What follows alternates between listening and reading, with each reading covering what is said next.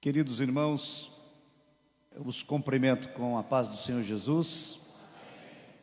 Agradecemos a Deus porque temos a oportunidade de participar deste seminário, que é um seminário histórico. 500 anos da Reforma Protestante. Na verdade, os 500 anos serão completados em 2017, mas a CGADB, com o Conselho de Educação e Cultura, começou a realizar as comemorações agora, em 2015, iniciou em Palmas, no mês passado, capital do Tocantins, e a segunda edição está sendo aqui, em João Pessoa, na Paraíba. Em dezembro vai ser em Minas Gerais, 2016 vai passar pelos demais estados, e 2017 vai culminar com a celebração em Brasília. Então é uma data histórica, porque nos outros 500 anos da Reforma, nenhum de nós estará aqui para celebrar. Não é verdade? Isso se Jesus Cristo não voltar antes. Nós vamos então à plenária, que tem como título O Protestantismo e o Pentecostalismo, na página de número 45 da sua apostila. Eu quero convidá-los, irmãos, para a leitura bíblica no livro de Atos dos Apóstolos, no capítulo de número 2.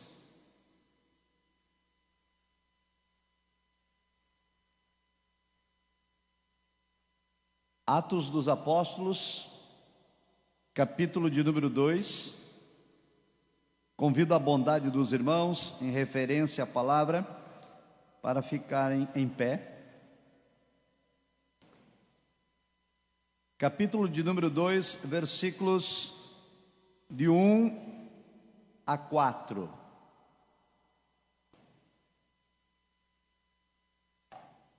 Os que encontraram, digam amém. Cumprindo-se o dia de Pentecostes, estavam todos reunidos no mesmo lugar. E de repente veio do céu um som, como de um vento veemente e impetuoso, e encheu toda a casa em que estavam reunidos. E foram vistas por eles línguas repartidas como que de fogo, as quais pousaram sobre cada um deles. E todos foram cheios do Espírito Santo e começaram a falar em outras línguas, conforme o Espírito Santo lhes concedia que falassem. Amém? Podeis tomar o vosso assento.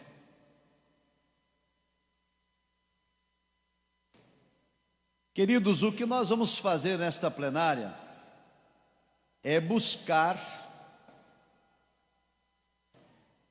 a linha que une o pentecostalismo com o protestantismo. Por um determinado período da história, alguns grupos pentecostais não quiseram se identificar com a reforma protestante. No entanto, esta ideia, este conceito, estava equivocado, porque embora o pentecostalismo não tenha nascido junto com a reforma, certamente o pentecostalismo é resultado da reforma. Porém, o Pentecostes pode ser retroagido até Atos dos Apóstolos, capítulo 2, no primeiro século, quando a igreja cristã recebe o batismo com o Espírito Santo. Nós tivemos alguns períodos de dificuldade, quando o Pentecostes foi deixado de lado na história da igreja. E a nossa palestra de hoje pretende resgatar os movimentos que aconteceram ao longo da história e que culminaram com o despertar do pentecostalismo e a Assembleia de Deus. Para tanto, eu vou convidar os irmãos a acompanharem comigo alguns pontos que estão ali projetados. Quero convidá-los para lermos juntos. Todos juntos? O pietismo, o metodismo, o movimento da santidade,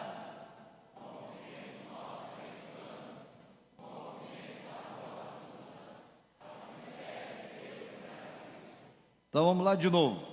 O pietismo,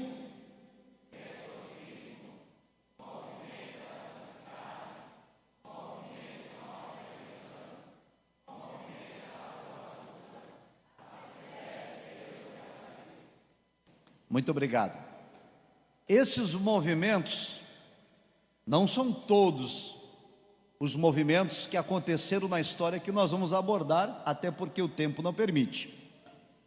Mas eu quero abordar estes para nós nos situarmos na história. Então, o primeiro movimento é o pietismo.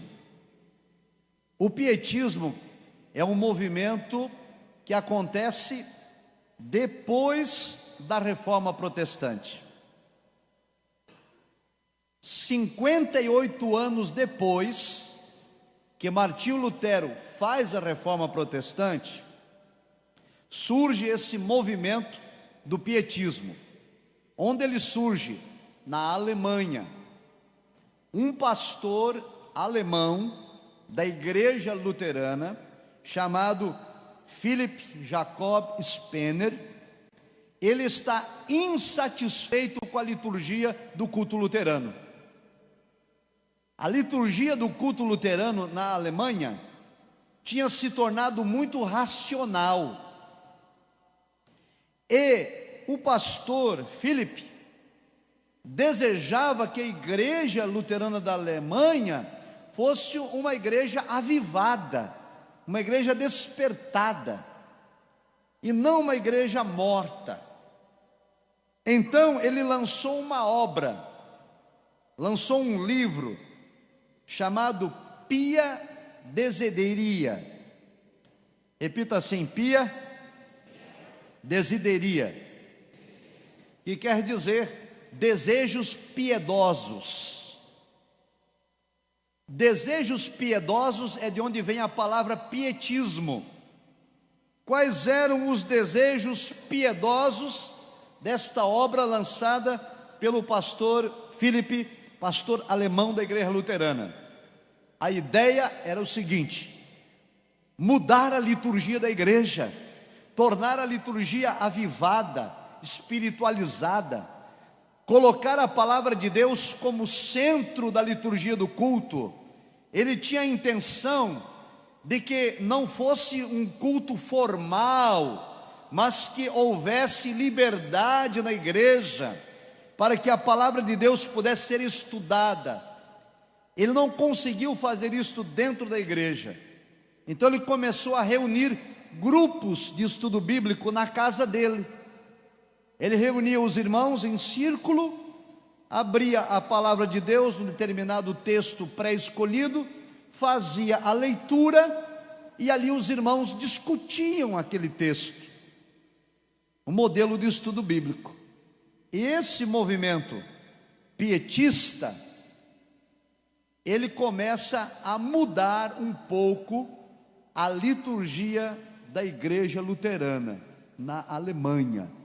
Porém, como é possível imaginar, nem todos concordaram com esta mudança. Mas o pietismo, ele é um movimento que começa a pensar no período da pós-reforma, que a igreja reformada, a igreja protestante, não pode ter um culto parecido com a missa. A missa era extremamente formal, a missa era extremamente fria, a missa não permitia a manifestação de espiritualidade da igreja.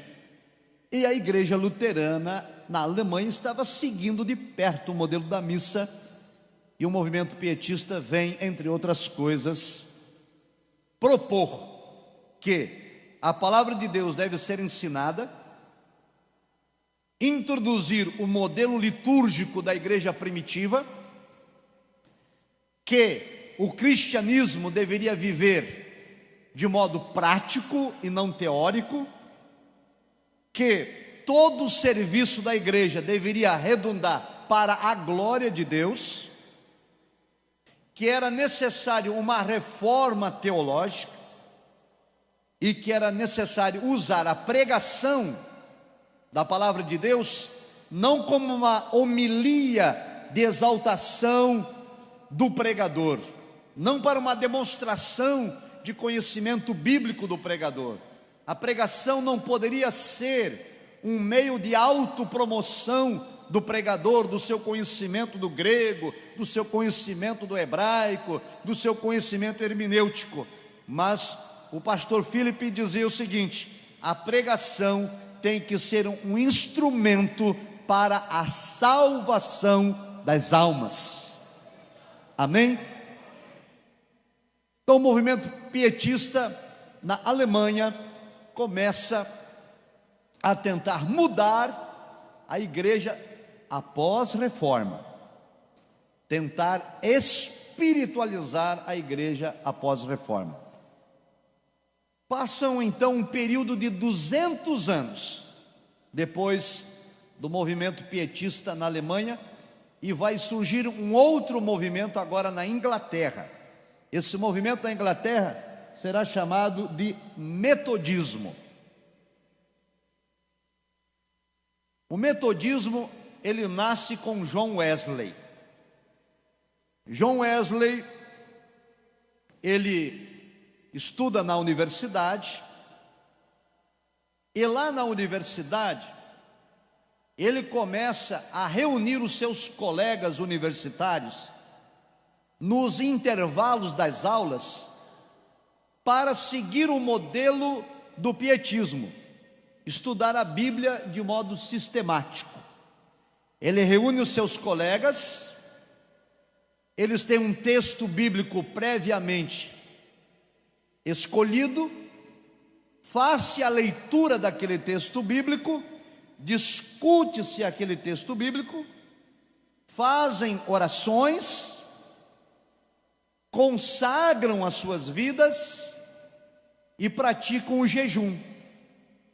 E as reuniões seguiam sempre o mesmo método, mesmo dia, mesma hora. E por conta disso, eles eram chamados de o Clube Santo. Repita comigo: Clube Santo. Na Universidade de Oxford, na Inglaterra, John Wesley organizou um Clube Santo, onde os alunos estudavam a Bíblia. E por se reunirem sempre do mesmo modo e da mesma maneira, eles foram chamados de metodistas. Usavam sempre o mesmo método. Algumas coisas que eram pregadas por John Wesley, como por exemplo a santidade, e eles começaram a ensinar também o que eles chamaram de segunda graça. A segunda graça nada mais era do que o crente permitir a operação do Espírito Santo na sua vida.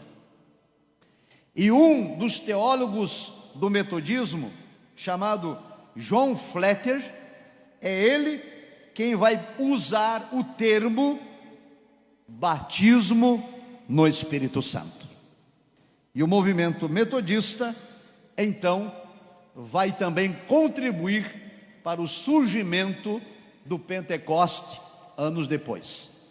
Então vamos recapitular: pietismo na Alemanha, quase 60 anos depois da reforma, mudar a liturgia. Metodismo na Inglaterra, Irmãos, escute.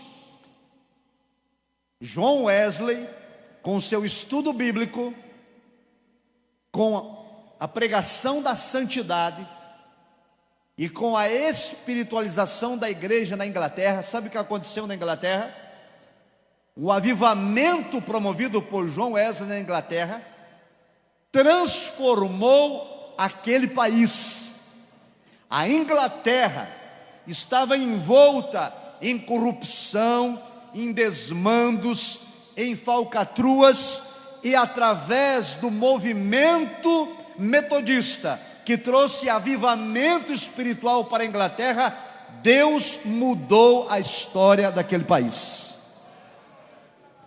E a nossa nação brasileira, que também está chafurdada na corrupção, que também está envolta em uma série de escândalos, só o tem porque as autoridades constituídas perderam o temor de Deus e, portanto, não tem caráter, nem idoneidade, nem tampouco honestidade. Mas se a igreja de Jesus Cristo colocar os joelhos no chão e começar a viver a verdade do Evangelho, traremos um avivamento e mudaremos a história deste país. John Wesley foi instrumento usado por Deus e mudou a história da Inglaterra, do seu tempo. Em seguida, nós vamos ter um outro movimento que surge do movimento metodista. Movimento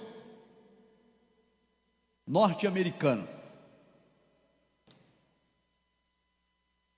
380 anos depois de Lutero, final da década do século XIX, o movimento metodista, que prega santidade e que prega batismo no Espírito Santo, chega agora nos Estados Unidos da América.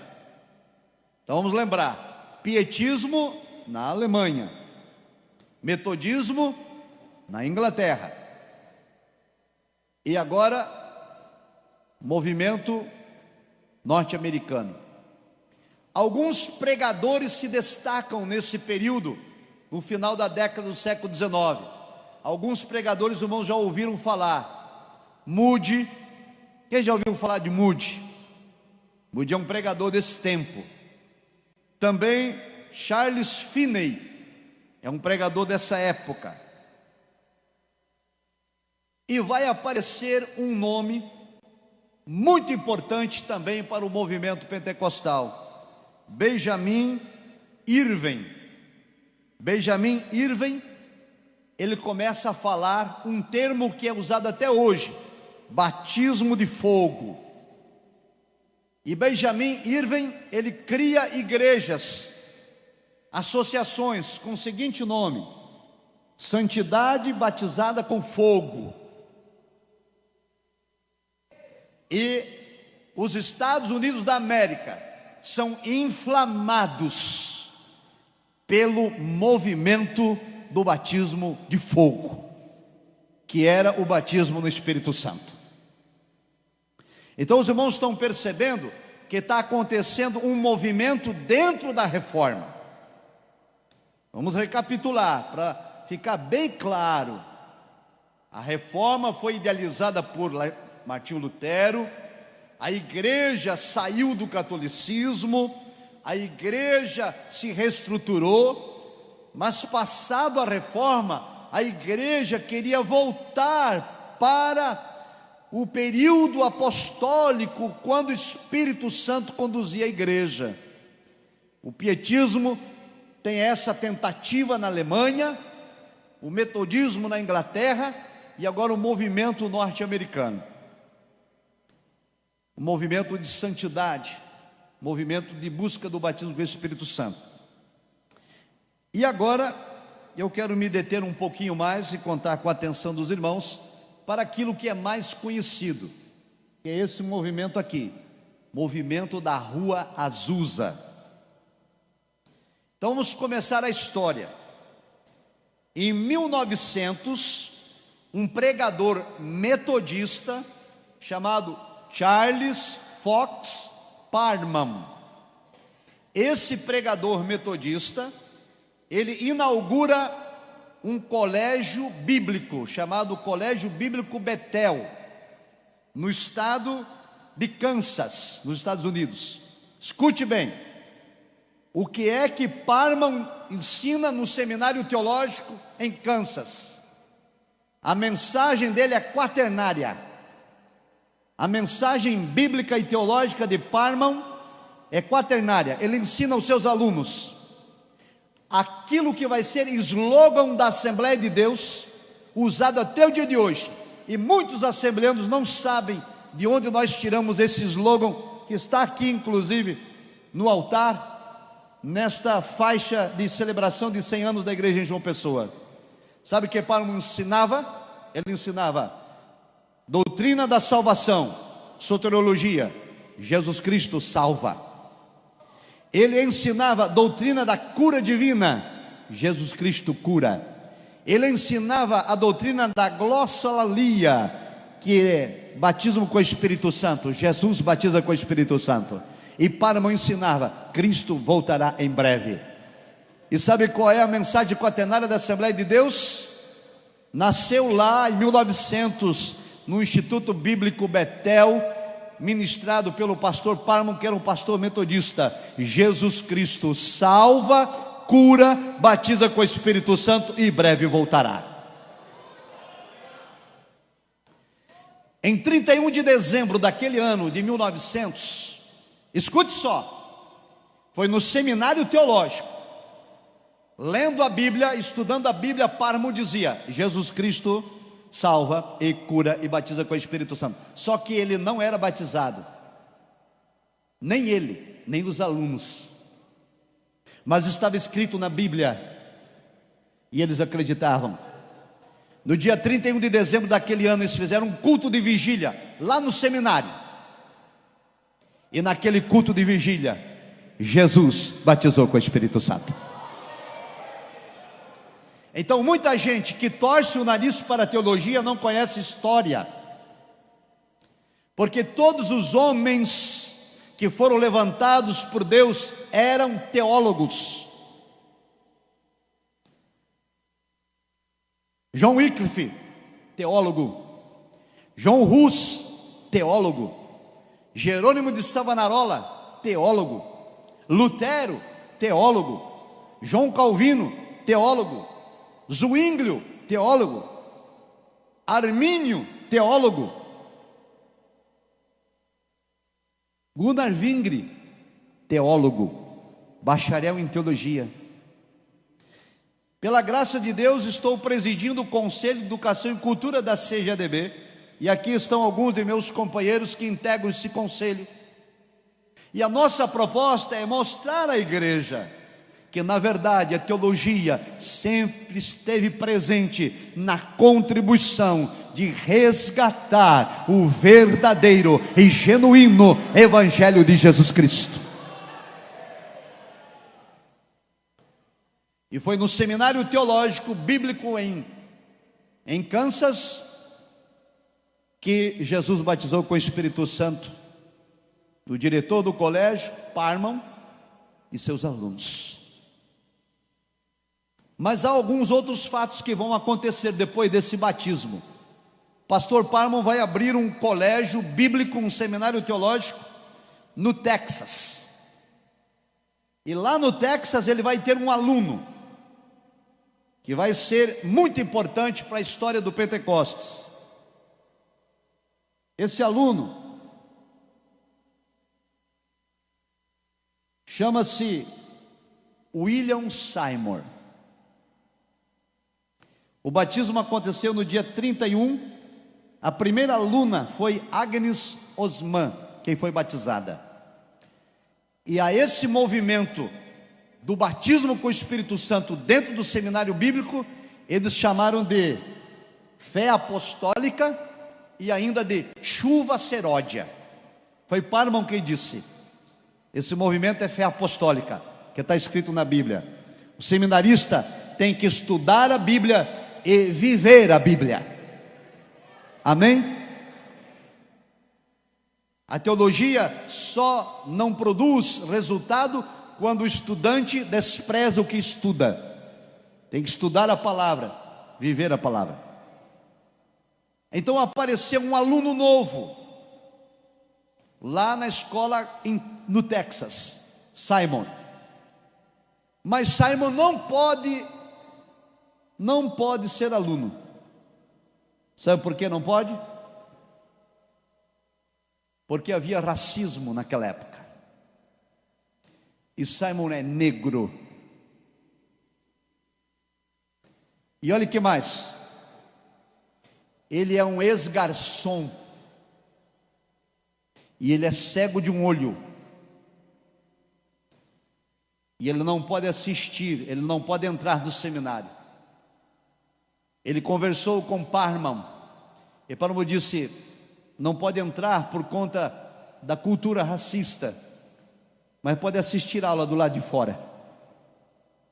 Ele assistia a aula do lado de fora, em pé, espreitando pela janela, espreitando pela porta, fazendo suas anotações.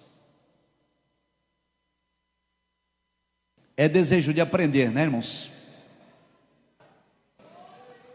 Ó, tem um seminário aqui atrás da igreja, não é, pastor Eduardo? Para cá, bem pertinho. Quem não está estudando está perdendo tempo. Quem pode dizer amém? Salmo, olha o preconceito que ele sofreu. Do lado de fora, pobre, negro, cego de um olho. Mas ele ficou lá estudando. Ele ouvia Parham dizer: Jesus Cristo salva, Jesus Cristo cura, Jesus Cristo batiza com o Espírito Santo, Jesus Cristo voltará. Ele aprendeu. E aí Simon vai para Los Angeles. Em 1906, ele vai para Los Angeles. Lá ele aluga um salão de madeira. Esse salão tinha servido como cortiço e como estábulo. E Simon agora aluga para ser uma igreja. O nome da igreja: Missão da Fé Apostólica. Lembram que quando os alunos de Parham foram batizados com o Espírito Santo, ele chamou o movimento de Fé Apostólica. Parham abriu essa igreja e chamou ela Missão da Fé Apostólica. E começou a pregar: Jesus Cristo salva, cura, batiza e voltará. Então enviaram um jornalista para assistir o culto. O jornalista assistiu o culto e fez uma reportagem negativa. O título da reportagem: Estranha Babel de Línguas. Mas Deus pegou aquela reportagem negativa e transformou ela de modo positivo. As pessoas leram aquela reportagem e ficaram curiosas. Vou lá assistir um culto, quero ver o que Babel de línguas é essa. E pastores de outras igrejas e membros de outras igrejas iam ao culto lá na Rua Azusa, em Los Angeles, e ouviam Simon pregar, e Jesus os batizava com o Espírito Santo. E eles chegavam lá cheios de incredulidade e saíam de lá pentecostais. Porque quando Deus está num negócio, quando Deus abre uma porta, ninguém pode fechar.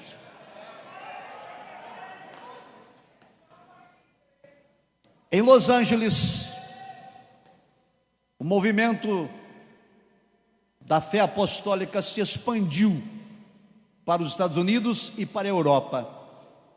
E alguns pregadores se destacaram na Europa: Barrat, na Noruega, e Petrus, na Suécia. Levi Petrus, que vai ser muito importante na história da Assembleia de Deus. Mas antes de Levi Petrus, tem outros dois personagens que vão aparecer. Há um detalhe que queria lembrar aos irmãos: Simon era pastor negro. Não pudera estudar num seminário porque era negro. Mas na igreja que ele pastoreava, na Rua Azusa, em Los Angeles, não havia preconceito racial, não havia distinção, nem do branco, nem do negro, nem do pobre, nem do rico, nem do culto, nem do inculto. E um dos slogans de Simon era o seguinte, que está projetado: a linha divisória da cor foi lavada com sangue, sangue de Jesus Cristo.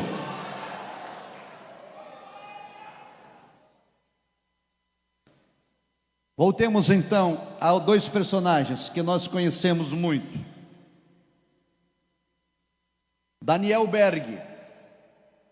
Daniel Berg foi numa conferência em Chicago, e no mês de setembro de 1909, uma conferência pentecostal em Chicago. Daniel Berg, que era sueco e estava nos Estados Unidos trabalhando, foi nessa conferência, e ele lá foi batizado com o Espírito Santo. Daniel Berg era batista. No mês de outubro daquele ano, em 1909, numa outra conferência em Chicago, um pastor batista, bacharel em teologia, solteiro, chamado Gunnar Wingre, foi participar da conferência, e lá na conferência foi batizado com o Espírito Santo. Depois disso, no dia 5 de novembro do ano de 1910, por uma revelação profética, Gunnar Wingre e Daniel Berg embarcaram num navio em Nova York, com destino ao Brasil. Viajaram 14 dias num navio chamado Clemente. Eu estou correndo por conta do horário, gostaria de ter tempo para entrar nos detalhes, mas não tenho. Viajaram na terceira classe. Aqui chegaram no dia 19 de novembro de 1910. Não puderam aportar no cais em Belém, por conta da maré que estava baixa. O navio ficou em alto mar. Eles vieram num barquinho a remo e subiram uma pequena escada de pedra que existe até hoje em Belém do Pará, e pisaram pela primeira vez em terras brasileiras dois batistas, o pastor Gunnar Wingre, bacharel em teologia, e seu companheiro Daniel Berg, que tinham vindo ao Brasil por uma revelação profética. Foram recebidos na Igreja Batista de Belém, porque eram batistas. A Igreja Batista de Belém estava sem pastor, havia lá um evangelista cuidando do trabalho, e os irmãos batistas vinham orando a Deus, pedindo um pastor. Quando Gunnar Wingre chegou e se apresentou como pastor, a igreja pensou: Deus ouviu nossas orações, é nosso novo pastor. Mas Deus tinha com Gunnar Wingre outro projeto. É porque Deus está no controle das nossas vidas. Escutem, eles ficaram na Igreja Batista por 6 meses, moraram no porão, aprenderam português, e quando começaram a falar em português, Daniel Berg e Gunnar Wingre começaram a ter a oportunidade de falar à igreja, e a mensagem que eles transmitiam era: Jesus Cristo salva, cura, batiza com o Espírito Santo, em breve voltará. A professora da escola bíblica dominical da Igreja Batista em Belém estava gravemente enferma. Ela adquiriu uma enfermidade no lábio, uma espécie de tumor. Estava em casa, enferma, acamada, há meses. Ela não frequentava a igreja mais, não podia mais ministrar a lição da escola dominical. Gunnar Wingre e Daniel Berg a visitaram, oraram por ela, Jesus Cristo operou um milagre. Esta irmã chamava-se Celina de Albuquerque. Numa quinta-feira à noite, ela recebeu a visita dos missionários e ela começou a buscar o batismo com o Espírito Santo. Os missionários disseram a ela que Jesus Cristo batizava com o Espírito Santo. E disseram a ela que no dia do Pentecostes, os discípulos ficaram reunidos lá, até que o Espírito Santo desceu sobre eles. E Celina Albuquerque colocou no seu coração: não vou sair de casa enquanto Jesus Cristo não me batizar. Ela foi batizada com o Espírito Santo, curada da enfermidade no lábio e batizada com o Espírito Santo. No domingo pela manhã, a professora da escola bíblica dominical, Celina Albuquerque, tomou a sua Bíblia e a revista e foi à igreja para ministrar a lição da escola dominical, porque tinha sido curada e agora revestida de poder. Escute, ela foi barrada. Não, você aderiu à heresia dos missionários. Você não é mais professora da escola. Todos que desejarem viver piamente padecerão perseguições. Alguns dias depois, vou projetar aqui, no dia 13 de junho, o dia 2 de junho foi o dia do batismo da irmã Celina Albuquerque. No dia 13 de junho, 10 dias depois, a Igreja Batista se reuniu e expulsou Daniel Berg, Gunnar Vingre e todos os irmãos que acreditaram na mensagem pentecostal. Ao total foram 13 irmãos expulsos. Daniel Berg e Gunnar Vingre moravam no porão, foram expulsos também do porão.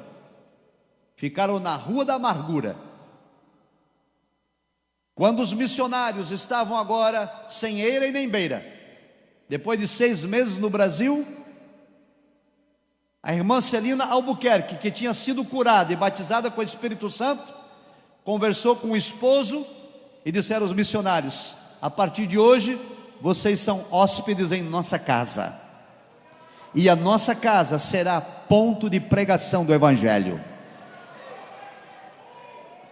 O que aconteceu então?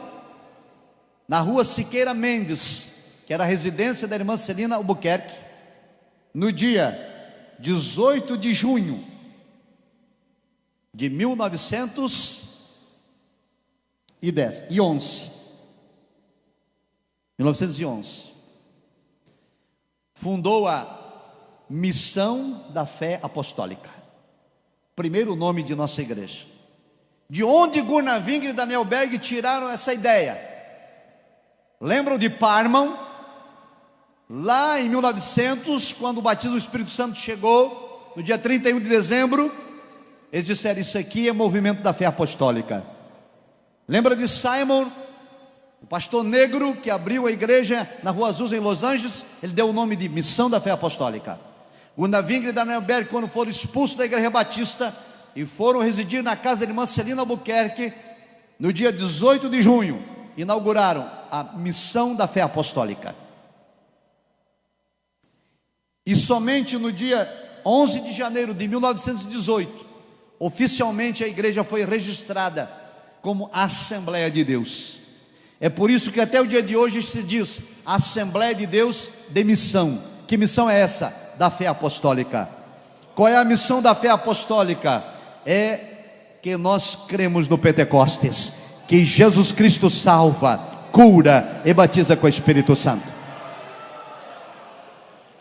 Então o pentecostalismo, ele é um desdobramento do protestantismo. O protestantismo se afastou de uma igreja corrupta, de uma igreja que estava distanciada do Evangelho da cruz de Cristo.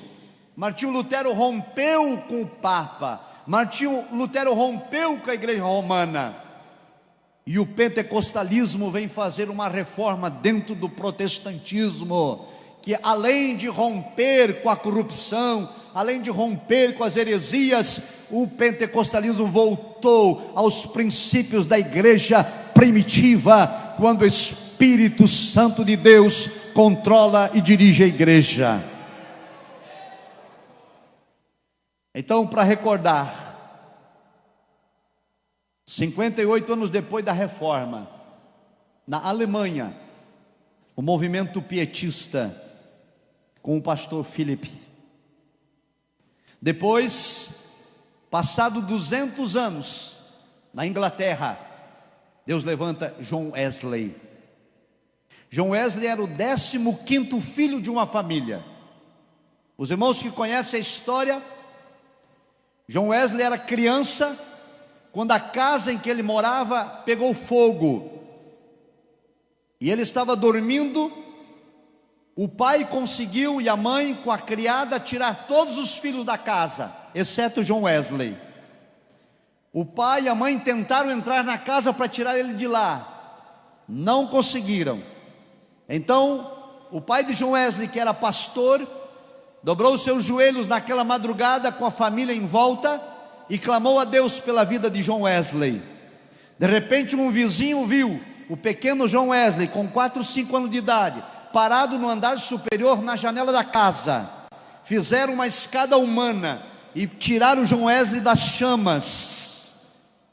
E mais tarde, quando ele foi o grande avivalista da Inglaterra, uma foto de John Wesley foi estampada com o seguinte slogan, que dizia assim: tição de fogo tirado das brasas, porque ele trouxe o batismo de fogo. Ele restaurou o batismo de fogo com o Espírito Santo.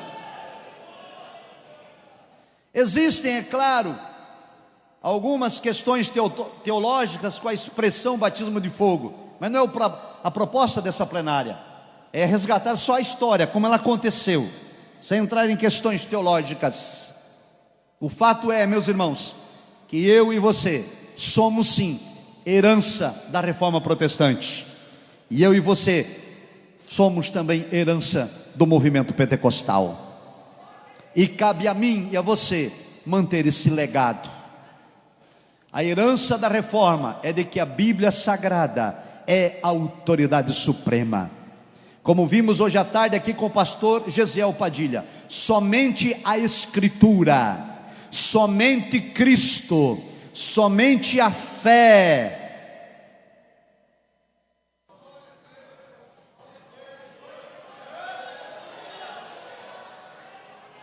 somente a graça e somente a Deus glória. Essa é a herança da reforma protestante. Os 5 pilares, os 5 pontos dos princípios teológicos: somente Cristo, somente a fé, somente a graça, somente a Bíblia e só Deus glória. E resumidamente, a herança da missão da fé apostólica, a herança do pentecostalismo, eu retrato nesse último slide. Jesus Cristo salva, Jesus Cristo cura, Jesus Cristo batiza com o Espírito Santo e breve voltará. Quem pode dar glória a Deus?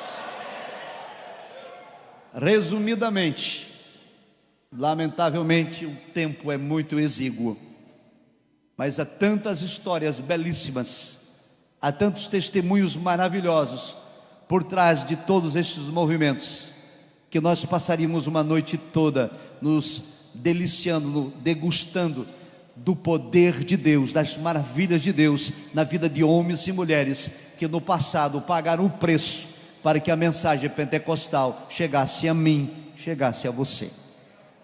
Eu quero agradecer, irmãos, pela atenção de todos. Amanhã de manhã tem mais. Amanhã nós teremos uma palestra sobre as indulgências, o que aconteceu depois do movimento pentecostal. Surgiram igrejas novas e que introduziram heresias na igreja. É um tal de sal grosso, é tal de água ungida sobre rádio, sobre televisão, é fitinha amarrada, é cajado de Moisés, é trombeta de Gideão, é tanta heresia, é tanta besteira, é tanta simpatia gospel, macumba gospel, que está invadindo as igrejas, deturpando a nossa herança, o nosso legado. Mas Deus chamou a mim e a você para que nesta celebração dos 500 anos da Reforma Protestante, a Igreja Assembleia de Deus seja guardiã do verdadeiro e genuíno Evangelho de Jesus Cristo. O pastor Gessé Adriano vai ministrar sobre isso amanhã, e o pastor Gessé Padilha vai tratar sobre a importância do protestantismo na nossa sociedade brasileira. Meu amado,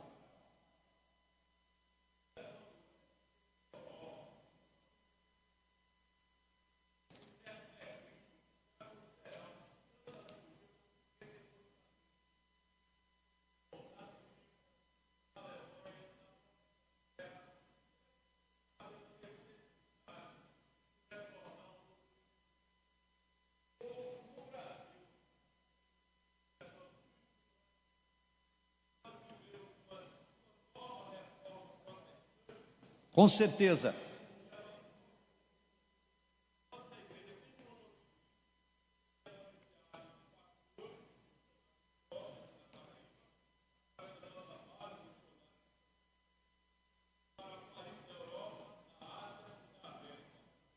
Obrigado, meu amado.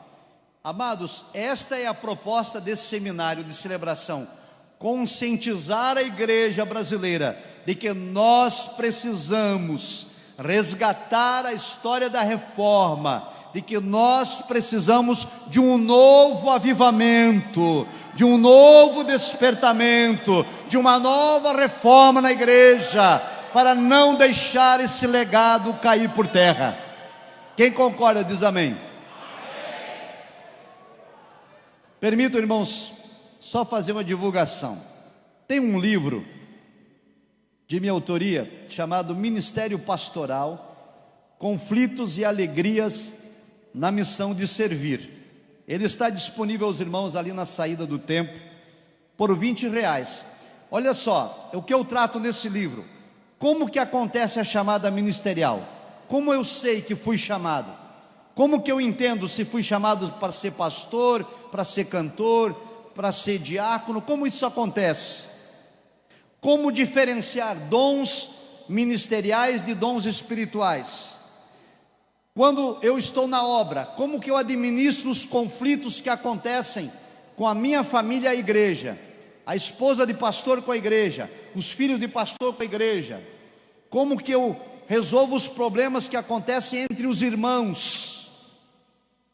Esse livro trata, por exemplo, como que deve ser a liturgia do culto, qual é a liturgia prevista na Bíblia, qual é a ortodoxia cristã que tem que ser observada. Tem um capítulo que fala de política: pode ser feita política na igreja? O altar é lugar de política? O que é politicagem? Por que muitos estão aderindo a esse movimento? Um capítulo que trata sobre aconselhamento, como aconselhar jovens, como aconselhar casais, como aconselhar pessoas doentes, pessoas depressivas. Um capítulo sobre finanças, como aplicar o dinheiro da igreja, os dízimos, as ofertas. E um capítulo sobre devocional diário. Ao final de cada capítulo tem um questionário. Quem responde o questionário recebe um certificado de participação. Então, quem desejar, procure, adquira, recomendo a leitura. Muito obrigado pela atenção, pastor Eduardo, Deus lhe abençoe.